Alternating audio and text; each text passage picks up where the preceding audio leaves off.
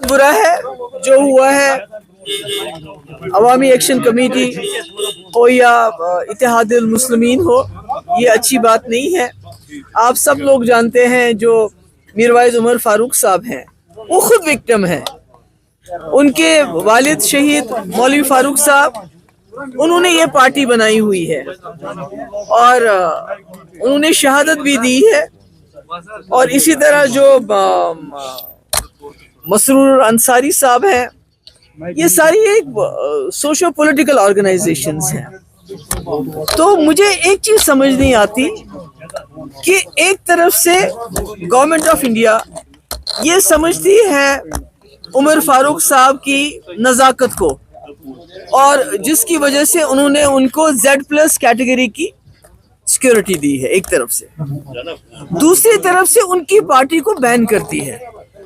ये बात मेरी समझ से कोसों दूर है कि आखिर ये जो मस्कुलर पॉलिसी है ये कब तक चलाएंगे।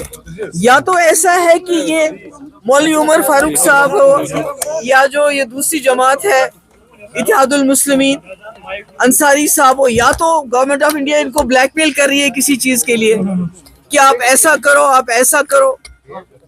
तो अगर वो नहीं करते हैं तो फिर वो एक्शन लेती है। मुझे नहीं मालूम, क्योंकि मुझे ये समझ नहीं आती। एक तरफ से आप एक शख्स को Z+ कैटेगरी में लाते हो, सिक्योरिटी देते हो, दूसरी तरफ से उसकी ऑर्गेनाइजेशन को बैन करते हैं।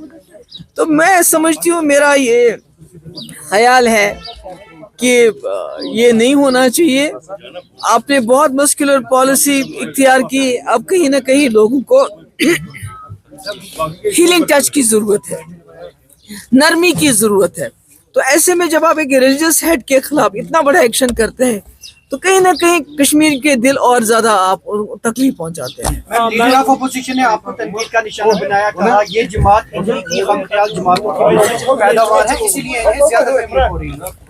ये देखिए ना, लीडर ऑफ अपोजिशन से ये पूछना चाहिए कि आपकी सरकार ने अभी उनको Z कैटेगरी की सिक्योरिटी दी है, वो क्यों दी है? अगर उनको खतरा नहीं है, इसका मतलब है कि वो विक्टिम है। उनके वालिद ने शहादत दी है मौलवी फारूक साहब ने, और आज उसी वजह से मीरवाइज उमर फारूक को Z+ कैटेगरी दी गई है ताकि खुदा ना खास्ता उनके साथ कोई गलत काम ना हो, कोई बुरा ना हो। अगर वो एंटी नेशनल होते तो फिर सिक्योरिटी तो नहीं देते ना।